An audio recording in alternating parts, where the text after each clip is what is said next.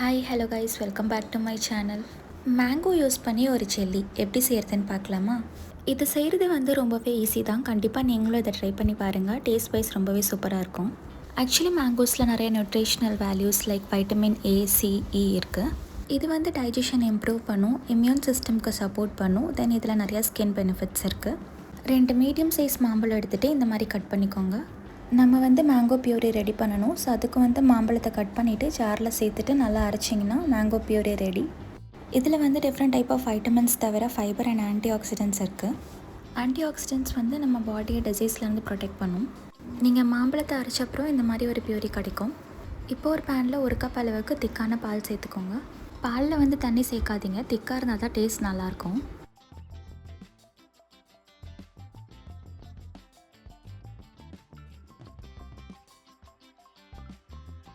இது கொதி வந்த அப்புறமா மீதி இன்க்ரீடியன்ட்ஸ் எல்லாம் சேர்த்துக்கலாம். நீங்கள் மாம்பழத்தை அப்படியே சாப்பிட்றதுக்கு பதிலாக 1 டைம் இந்த மாதிரி ட்ரை பண்ணி பாருங்கள். ரொம்பவே டிஃப்ரெண்ட்டாக இருக்கும். இப்போ பால் கொதிச்சிருச்சு. இந்த ஸ்டேஜில் சர்க்கரை ஆட் பண்ணிக்கலாம். ஒரு 2 டேபிள் ஸ்பூன் அளவுக்கு சர்க்கரை சேர்த்துக்கோங்க. இந்த ஜெல்லியை நம்ம அகர் அகர் யூஸ் பண்ணி தான் செய்ய போகிறோம். அகர் அகர் எல்லா க்ராசரி ஷாப்ஸ்லேயுமே இருக்கும். 10 grams agar agar 28 rupees to 30 rupeesக்குள்ளே தான் இருக்கும். ஒரு 7 grams of agar agar cut பண்ணி இந்த பாலில் ஆட் பண்ணிக்கோங்க.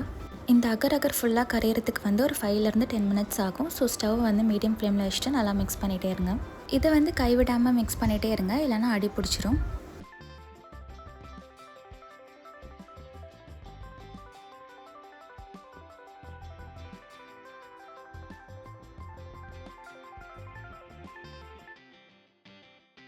இப்போ பார்த்தீங்கன்னா அகர் அகர் ஃபுல்லாக கரைஞ்சிருச்சு. இந்த ஸ்டேஜில் மேங்கோ பியூரி ஆட் பண்ணிக்கலாம்.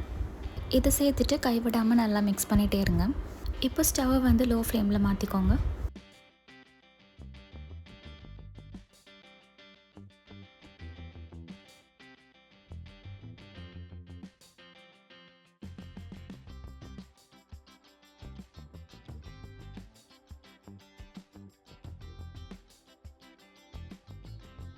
இப்போ பார்த்தீங்கன்னா இது நல்லாவே மிக்ஸ் ஆயிடுச்சு. இந்த ஸ்டேஜில் ஸ்டவ் ஆஃப் பண்ணிக்கலாம். ஸ்டவ் ஆஃப் பண்ண உடனே இது ஒரு பவுலுக்கு மாற்றணும், இல்லைனா திக்காயிரும்.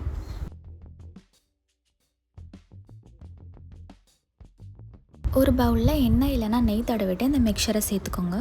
இது ஒரு 15 to 20 minutes வெளியே ஆற வைக்கணும். இது ஆறின அப்புறமா ஒரு 4 to 5 hours ஃப்ரிட்ஜில் செட் பண்ணணும்.